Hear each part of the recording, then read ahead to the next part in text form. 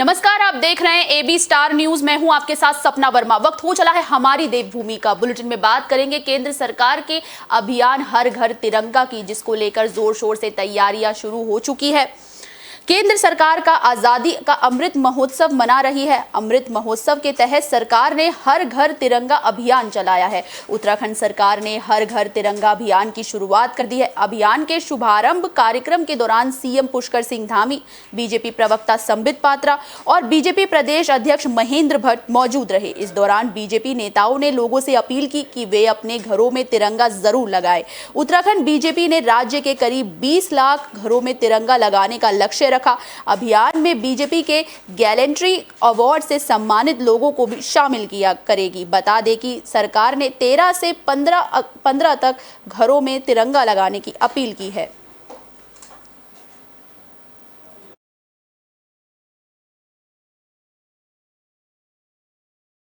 आज़ादी का अमृत महोत्सव मनाया जा रहा है और आज़ादी के अमृत महोत्सव में हम लोगों ने लक्ष्य लिया है कि उत्तराखंड के 20 लाख परिवारों तक 20 लाख परिवारों में घर घर तिरंगा, ऐसा करके अभियान हर घर में तिरंगा लगाने का अभियान लिया है। उसके तहत आज हमारे जहां सरकार में एक तरफ तैयारी चल रही है, वहीं संगठन के स्तर पर भी प्रत्येक जिले में और नीचे तक बूथों तक की सारी योजना बन रही है।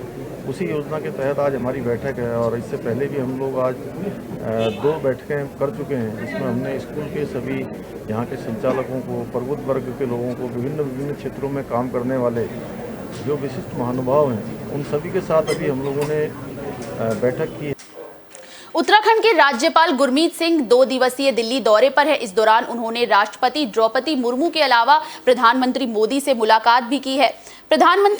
उत्तराखंड के राज्यपाल गुरमीत सिंह 2 दिवसीय दिल्ली दौरे पर है। इस दौरान उन्होंने राष्ट्रपति द्रौपदी मुर्मू और प्रधानमंत्री नरेंद्र मोदी से मुलाकात की। राष्ट्रपति द्रौपदी मुर्मू से मुलाकात के दौरान राज्यपाल ने सबसे पहले उन्हें राष्ट्रपति बनने पर बधाई दी और कई अहम मुद्दों पर चर्चा की। वहीं प्रधानमंत्री नरेंद्र मोदी से मुलाकात के दौरान उत्तराखंड के विकास मुद्दों पर चर्चा की गई।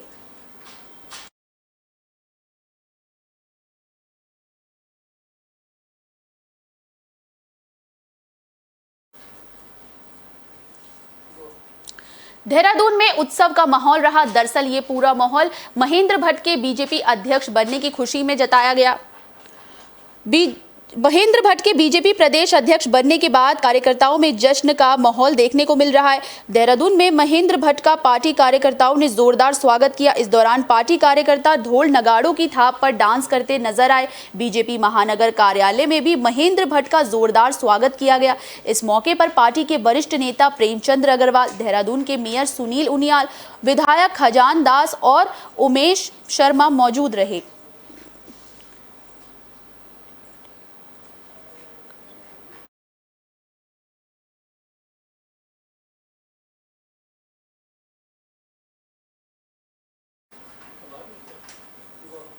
मंत्री बनने के बाद पहली बार काशीपुर पहुंची रेखा आर्या का लोगों ने भव्य स्वागत किया। इस दौरान कई पार्टी के कार्यकर्ता भी मौजूद रहे।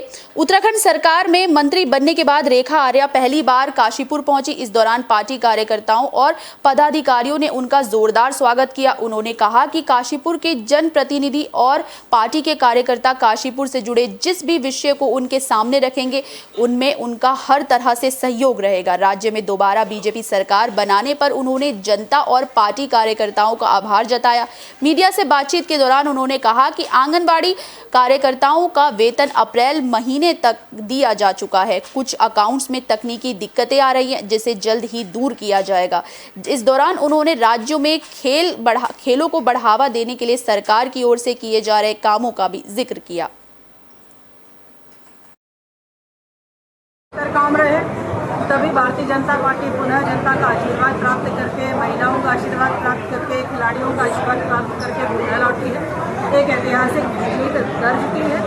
मैं मान सकती हूँ कि कुछ चीज़ें जो है दिक्कतें हो सकती हैं, लेकिन जैसे यहाँ के जनप्रतिनिधि बताएंगे, जैसे कार्यकर्ता बंधु बताएंगे, जैसे आप लोग बता रहे हैं, निश्चित रूप से स्टेडियम की स्थितियाँ अच्छी हों, मिनी स्टेडियम की स्थितियाँ अच्छी हों, वो हम सुधार करेंगे। खेल पॉलिसी लेकर आए तो खेल पॉलिसी में हम लोग 29 अगस्त को जिस दिन खेल दिवस होता है, उस दिन हम लोग 8 वर्ष से लेकर 14 वर्ष तक के बच्चों को हम लोग शुभारंभ करने जा रहे हैं। हरिद्वार में बीजेपी सदस्यता अभियान का असर देखने को मिला। इस दौरान कई पार्टी के कार्यकर्ताओं ने बीजेपी का दामन थामा। हरिद्वार में बीजेपी सदस्यता अभियान का असर देखने को मिल रहा है। पार्टी के जिला कार्यालय में कई पार्टियों के कार्यकर्ताओं ने बीजेपी का दामन थामा। सैकड़ों कार्यकर्ता बीजेपी में शामिल हुए। इस दौरान हरिद्वार से सांसद रमेश पोखरियाल निशंक भी कार्यक्रम में मौजूद रहे। रमेश पोखरियाल निशंक और रानीपुर विधायक आदेश चौहान ने सभी पदाधिकारियों को बीजेपी की सदस्यता दिलाई।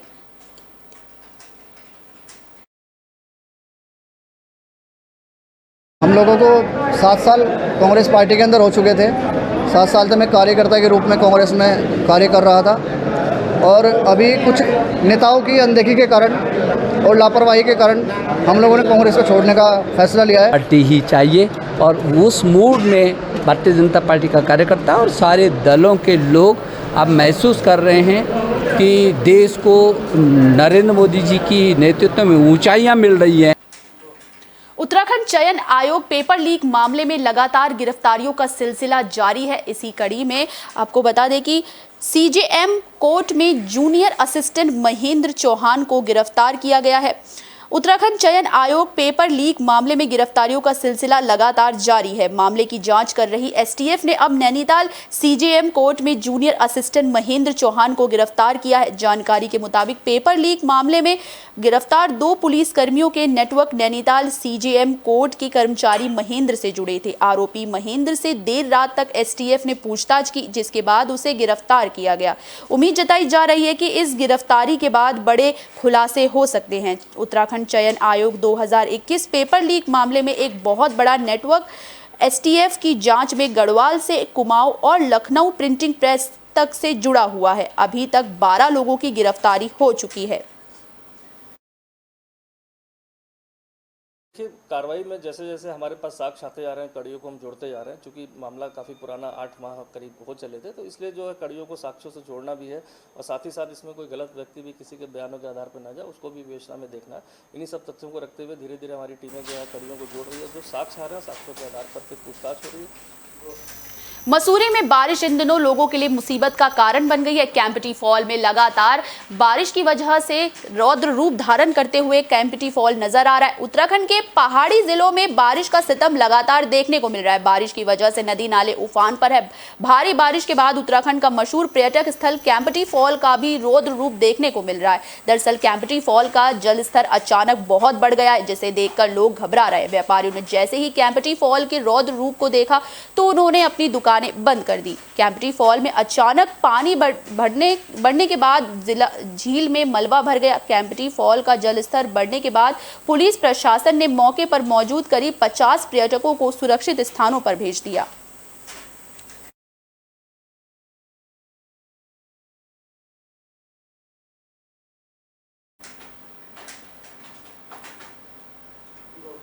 रुद्रप्रयाग में भी बारिश का सितम देखने को मिला। बारिश की वजह से यहां पर लोगों को काफी ज्यादा परेशानियां उठानी पड़ रही है। रुद्रप्रयाग में भी आसमान से आफत बरस रही है। जिले में देर रात रुक रुक कर हो रही बारिश लोगों के लिए परेशानी का सबब बन गई है। कई ग्रामीण इलाकों में बिजली गुल हो गई है।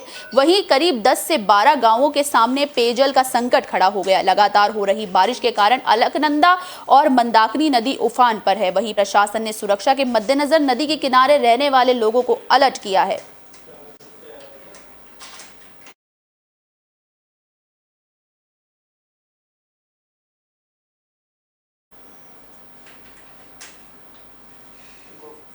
पौड़ी में भूकंप से राहत बचाव के लिए मॉक ड्रिल का आयोजन किया गया। इस दौरान समझाया गया कि कैसे आप भूकंप जैसी आपदा से बच सकते हैं। पौड़ी जिला प्रशासन ने मॉक ड्रिल का आयोजन किया, जिसमें कि भूकंप के दौरान राहत बचाव का अभ्यास किया गया। इस दौरान सिचुएशन क्रिएट की गई। बस अड्डे में भूकंप के दौरान किस तरह से बचाव का काम करना है, उसका अभ्यास किया गया। भूकंप के मॉक ड्रिल के दौरान जैसे ही आपदा कंट्रोल विभाग को भूकंप की सूचना मिली, डीएम के निर्देश पर सभी विभाग अलर्ट हो गए और फिर बस अड्डे पर रेस्क्यू ऑपरेशन चलाया गया। बता दें कि जिले में 2 अलग अलग जगहों पर मॉक ड्रिल की गई थी।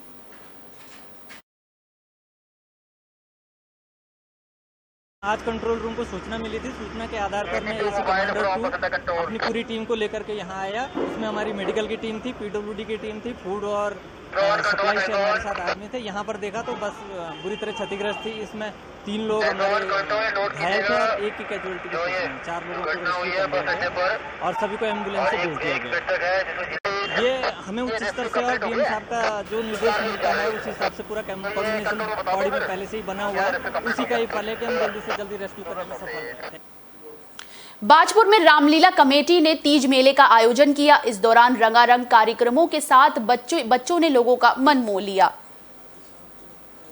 बाजपुर में रामलीला कमेटी ने तीज मेले का आयोजन किया। मेले का शुभारंभ बीजेपी प्रदेश प्रवक्ता राजेश कुमार की पत्नी पुष्पा दिवाकर और कांग्रेस नेता रेशम यादव की पत्नी रचना यादव ने किया। इस दौरान बच्चों ने रंगारंग कार्यक्रम पेश किए जिसने सभी का मन मोह लिया। बाजपुर की रामलीला कमेटी सालों से तीज के मौके पर मेले का आयोजन करती है। तीज मेले के दौरान महिलाएं झूला झूलती हुई भी नजर आईं। हर साल महिलाएं सज धज कर तीज के मेले में पहुंचती हैं। इस दौरान कई प्रतियोगिताओं का आयोजन किया जाता है जिसमें महिलाएं बढ़ चढ़कर हिस्सा लेती हैं।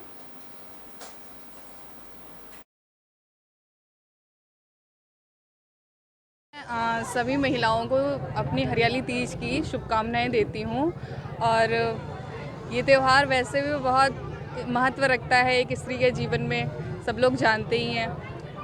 तीज का त्यौहार हर महिला के जीवन में विशेष महत्व रखता है। जैसा कि हम सभी जानते हैं, हरियाली तीज सावन मास की शुक्ल पक्ष की तृतीया के दिन मनाया जाता है। आज के दिन ही भगवान भोले शंकर और मां पार्वती जी का पुनर्मिलन हुआ था। रुद्रप्रयाग में गुलदार का आतंक देखने को मिला, जिसके बाद वन विभाग की टीम ने अलर्ट मोड पर आते हुए इस गुलदार को पकड़ लिया। रुद्रप्रयाग के जखौली ब्लॉक में वन विभाग को बड़ी कामयाबी मिली। दरअसल वन विभाग ने एक गुलदार को पकड़ने के लिए 3 पिंजरे लगाए थे और ड्रोन से भी गुलदार की तलाश की जा रही थी। आखिरकार गुलदार बष्टा गांव के वन विभाग के पिंजरे में फंस गया। जानकारी के मुताबिक गुलदार इलाके में पिछले 2 हफ्ते से नजर आ रहा था, जिसे अब वन विभाग की टीम रेस्क्यू सेंटर ले गई। जानकारी के मुताबिक बष्टा गाँव में 13 जुलाई को गुलदार ने 8 साल के मासूम आयुष को निवाला बना लिया था, जिसके बाद गुलदार को पकड़ने के लिए वन विभाग की टीम एक्टिव हो गई। गुलदार के पिंजरे में फंसे होने की सूचना मिलते ही लोग मौके पर पहुंचे। इस दौरान लोग गुलदार को देखकर आक्रोशित नजर आ रहे थे। कानून व्यवस्था न बिगड़े लिहाजा अगस्त्य मुनि से रात में ही पुलिस की टीम को बुला लिया गया।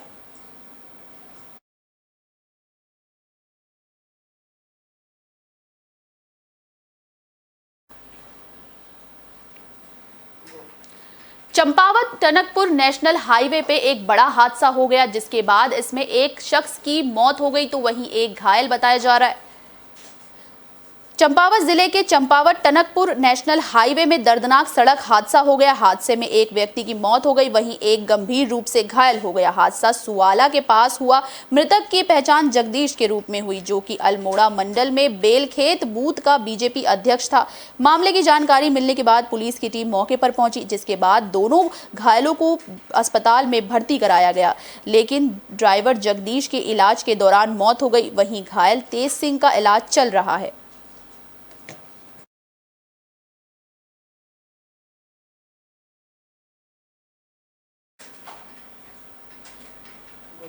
उत्तराखंड के बुलेटिन हमारी देवभूमि में फिलहाल के लिए बस इतना ही। मुझे दीजिए इजाजत। देश और दुनिया से जुड़ी तमाम खबरों के लिए देखते रहिए AB स्टार न्यूज़। नमस्कार।